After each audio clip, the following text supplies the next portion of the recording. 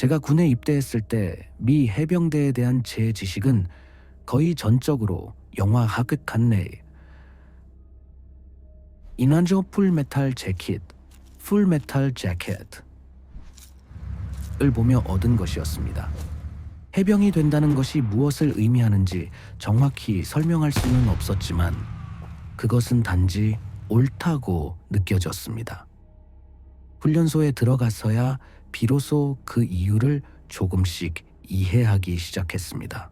1775년 필라델피아의 톤테번이라는 술집에서 술에 취한 몇몇 사람들이 아이디어를 내면서 시작된 이후 미 해병대는 역사상 가장 치열한 전투들에 참여해왔습니다. 제1차 세계대전의 벨로우드 전투에서는 독일군이 두려움에 별명을 붙일 정도로 악명이 높았고 그 뒤 과달카날, 펠렐리우, 이오지마, 오키나와, 장진호 전투 등 수많은 전장에서 그들의 전통을 새겨 넣었습니다. 제가 입대했을 무렵 새로운 세대의 전쟁 이야기와 영웅들이 전설로 자리 잡고 있었습니다. 테러와의 전쟁이 시작된 뒤 중동으로 여러 차례 파병된 이들은 깊은 기억의 층을 만들었습니다. 그들 중 다수는 치열한 교전을 직접 경험했고 특히 아프가니스탄과 이라크에서 가장 격렬한 전투에 참여했습니다. 이라크 참전 용사들에게 가장 먼저 떠오르는 두 도시 팔루자와 그에 못지않게 잔혹했던 라마디가 있습니다.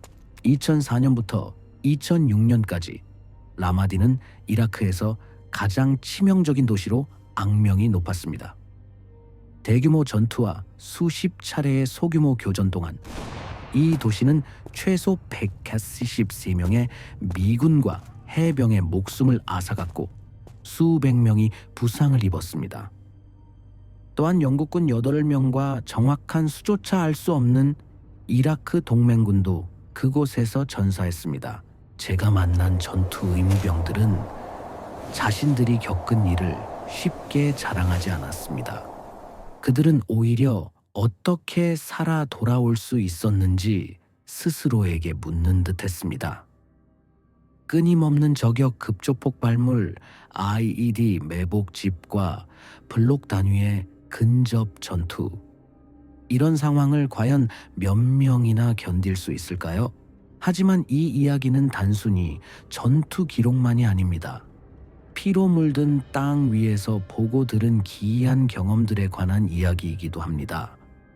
당시 그곳에 있던 이들에게 물어본다면 라마디에는 단순히 적 반군만 있었던 것이 아닙니다. 그곳에는 다른 무언가가 있었습니다. 어쩌면 해가 되지 않는 유령 몇 마리였을 수도 있지만 훨씬 더 사악한 존재였을지도 모릅니다. 이것은 라마디에서 실제로 있었던 기묘한 이야기들이며 전쟁의 그림자 속에 숨어 있던 진실의 일부입니다. 이 첫 번째 이야기는 미 해병대 출신 클레이 톰이라는 사람이 제게 들려준 경험담입니다. 그는 이라크 라마디에서 제4 해병사단과 함께 복무할 당시 자신의 분대가 도시의 한 오래된 경찰서에 배치되었다고 했습니다.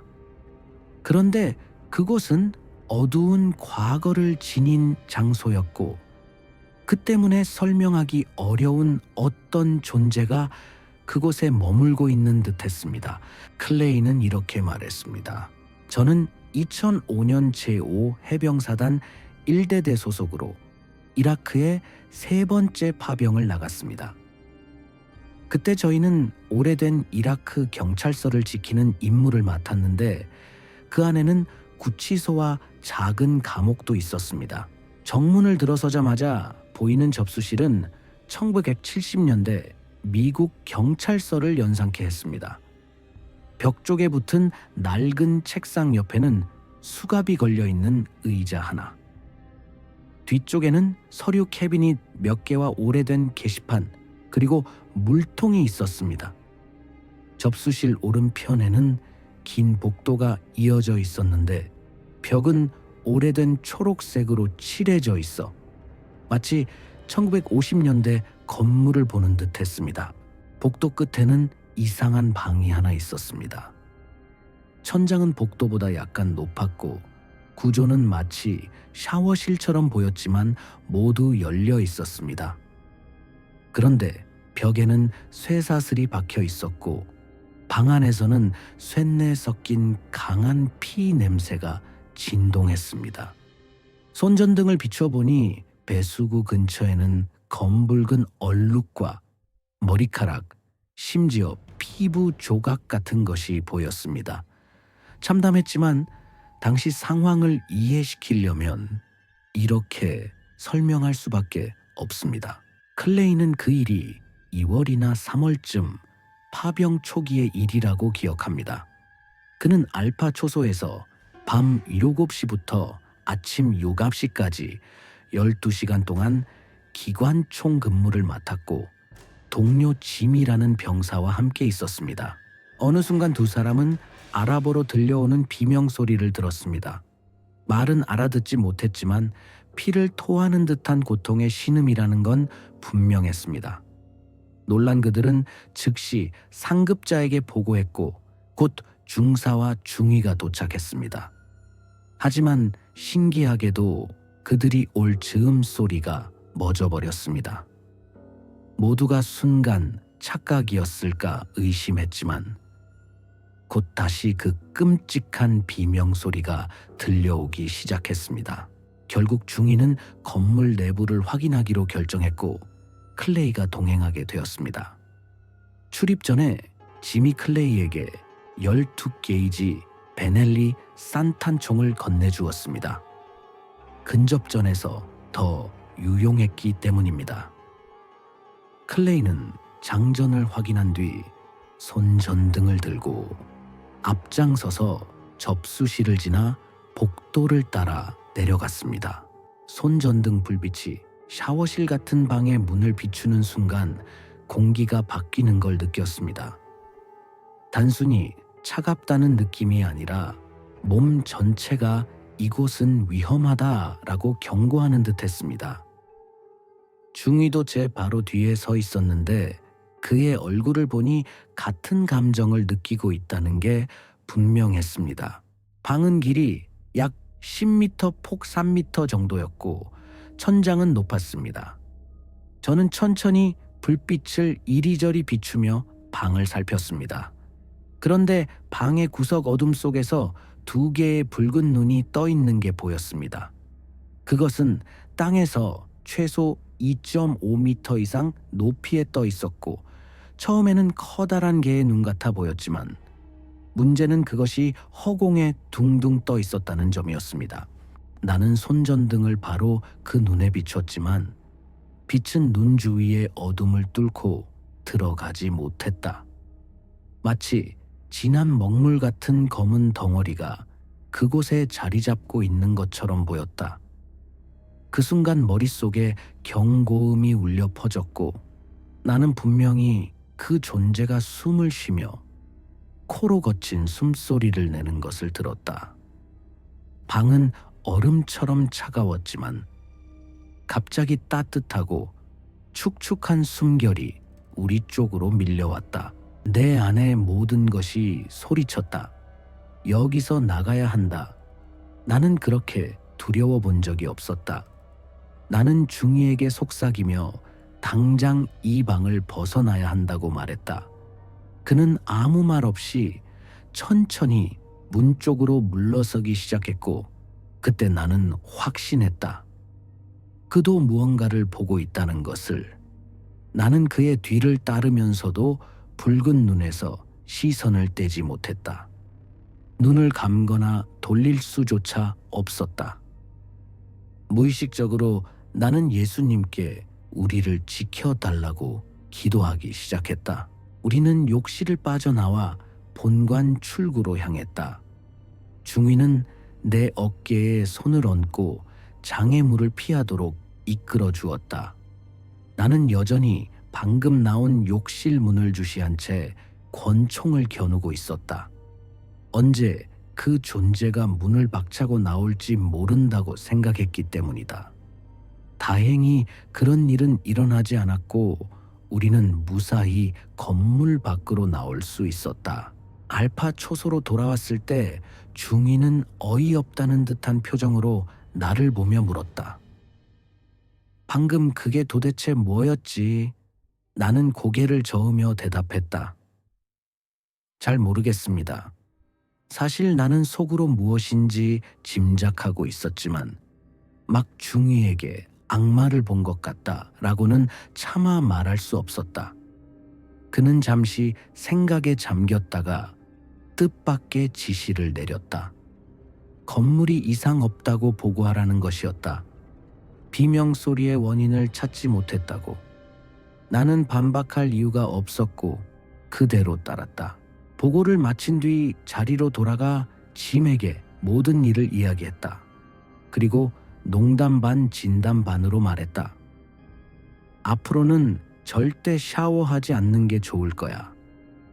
그곳은 뭔가 사악해. 그렇게 알파 초소에서의 첫날 밤은 끝났다.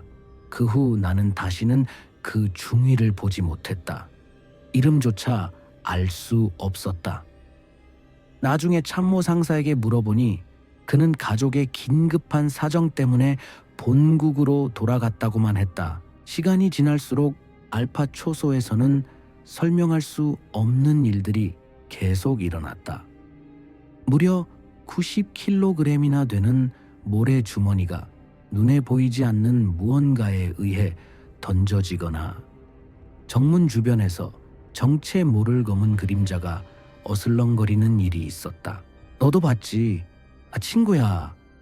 내가 길목에서 근무할 때 문이 저절로 쾅 하고 닫혔어. 그래, 나도 후방에서 쉬고 있는데 갑자기 문이 닫히더라고. 놀라서 방과 복도를 확인했지만 아무도 없었어. 소름 돋네. 아마 바람 때문이겠지. 바람 그런데 여기서 바람 느껴지긴 해. 아니 전혀. 모르겠다. 이곳은 뭔가 기운이 죽어 있는 것 같아. 혹시 이라크인들이 장난치는 건 아닐까? 너도 그거 봤잖아. 도대체 뭐였을까? 나도 잘 모르겠다. 다음 두 이야기는 이라크 라마디에서 감시 임무를 수행하던 미군 병사의 체험담입니다. 원래는 평범한 야간 작전이었지만 전혀 예상치 못한 경험으로 바뀌어버렸습니다. 이라크 라마디 2005년 우리 소대는 사담 후세인과 관련된 한 모스크 근처 교차로를 감시하기 위해 낡은 집안에 배치되었습니다. 저는 긴 준비로 지쳐 있었습니다. 그런데 집에 들어서자마자 우리 모두는 설명할 수 없는 불안감을 느꼈습니다. 아무도 말하지 않았지만 그 방의 분위기 자체가 여기는 뭔가 이상하다고 속삭이는 것만 같았습니다. 그 불길한 느낌은 우리가 무너진 벽돌더미 아래에서 시체처럼 보이는 물체를 발견했을 때 더 짙어졌습니다. 그럼에도 불구하고 우리는 임무를 수행해야 했고 저는 보초 책임을 부팀장에게 맡기고 잠시 눈을 붙였습니다. 새벽 3시쯤 왼쪽 문이 쾅 하고 닫히는 소리에 잠에서 깼습니다. 모두 제자리에 있었지만 그 문은 잠겨 있었습니다. 의심이 든 저는 방을 샅샅이 뒤져보았으나 침입 흔적은 찾지 못했습니다. 잠이 오지 않아 동료와 함께 계단에서 감시를 이어갔습니다. 그는 창밖을 보고 있었고 저는 계단 아래를 살피고 있었습니다. 그때 우리 둘은 동시에 어떤 장면을 목격했습니다. 긴 검은 머리를 늘어뜨린 흰옷의 한 여성이 아래층을 가로질러 걸어가는 것이었는데 피부와 옷이 모두 눈부시게 하얗게 보였습니다. 그 장면은 너무 가깝고 선명해서 환영이라고 보기 어려웠습니다. 놀란 우리는 서로를 쳐다보며 봤냐 하고 웃었지만 속으로는 전혀 웃을 수 없었습니다. 기지로 돌아오자 소문은 금세 퍼졌고 다른 전우들도 그 집에서 이상한 일을 겪었다고 신고했습니다. 한 전우는 안락 의자에서 자다가 누군가가 어깨를 잡아당겨 깨웠다고 했습니다. 그가 눈을 뜨자 새하얀 눈동자를 가진 검은 그림자가 자신을 내려다보고 있었다고 합니다. 그는 공포에 질려 도망쳤습니다. 또 다른 전우는 경계 근무 중 계속해서 누군가 뒤에서 스치는 듯한 감각을 느꼈다고 말했습니다. 그 집에 묻혀 있던 시체들과 관련이 있는 것일까요? 우리는 그곳에서 분명히 끔찍한 일이 벌어졌다는 예감을 지울 수 없었습니다. 다음 이야기는 한 장병이 제보한 것입니다.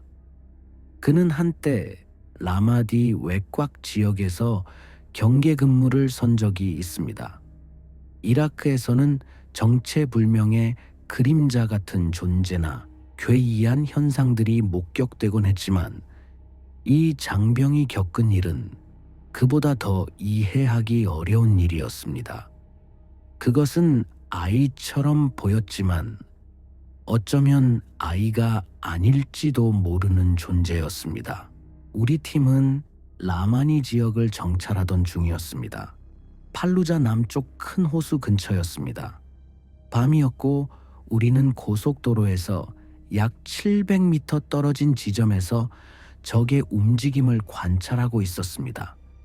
주변은 숨이 막힐 정도로 고요했습니다. 그때 제 동료 하나가 볼일을 보러 살짝 자리를 비켰는데 갑자기 말소리가 뚝 끊기더니 멈춰 섰습니다.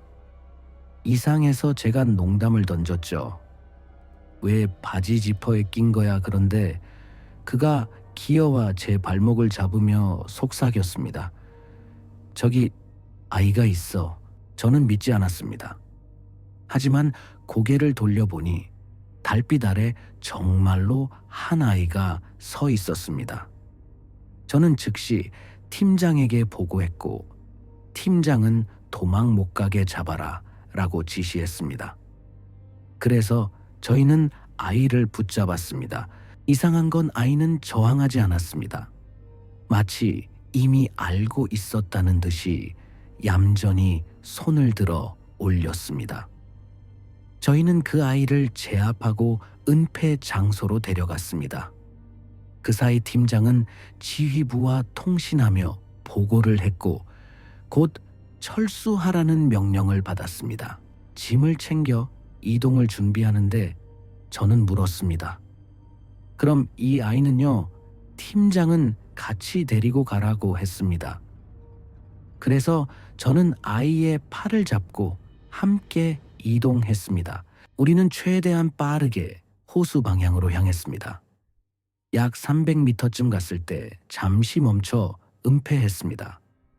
그런데 다시 아이를 확인하려 돌아보니 아이가 사라져 있었습니다.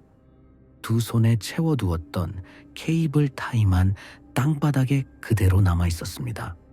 발자국도 소리도 없었습니다. 아이를 직접 본 사람은 저 혼자가 아니었습니다. 팀의 7명이 모두 그 아이를 똑똑히 보았고 몇몇은 직접 손을 대고 묶었습니다.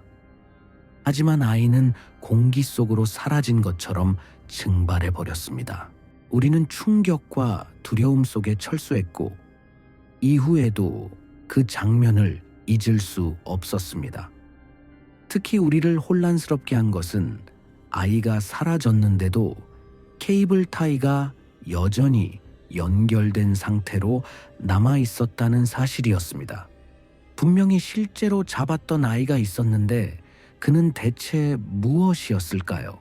우리가 그 얘기를 나누고 있을 때 정보 담당관 S2 중 하나가 우연히 듣고 다가왔다. 그는 다가와서 말했다. 이거 진 같은데. 우리는 모두 진이 뭐야 하고 물었다. 그러자 그는 알라딘에 나오는 지니 같은 건데 여기서는 진이라고 불러요 라고 설명했다. 우리는 똑똑한 척하며 농담으로 우리 중 누구도 램프를 문지르지 않았는데요 라고 했고 S2는 고개를 저으며 웃더니 아, 램프 얘기는 농담이고 지는 떠도는 정령이에요.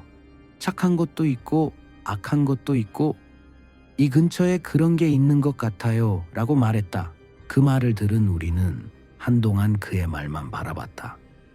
누군가가 그럼 이건 착한 거야 악한 거야 하고 물었고 S2는 어깨를 으쓱하며 대답했다. 글쎄요, 여러분이 아직 살아있으니까 적어도 해치려는 건 아닌 것 같네요. 그 말에 등골이 오싹했다. 지금까지도 왜 그게 우리한테 나타났는지 또 왜 우리 곁에 오래 붙어 있었는지 잘 모르겠다. 다만 S2가 말하길 어떤 지는 사람을 지켜주고 어떤 지는 해를 끼친다고 했다. 나는 그런 걸 별로 믿지 않는 편인데 한 가지는 설명이 안 된다. 우리가 말 그대로 피할 수 없었을 탄환들을 어떻게든 피했다는 것이다. 그 기간 동안 우리 중 누구도 긁힌 데 하나 없었다. 진짜다. 아무도 다치지 않았다. 그리고 말하자면 그 존재는 털이 있었다. 이상하게도. 사건은 2003년 12월경 시작된 일이다. 2004년 초의 상황이 더 심각해졌고 4월에 미 해병대가 진입했을 때 라마디는 완전히 아수라장이 되었다. 그 와중에도 우리 팀은 단 한 번도 상처를 입지 않았다. 그래서 누가 알겠는가? 어쩌면 뭔가가 우리를 지켜보고 있었는지도 모르겠다.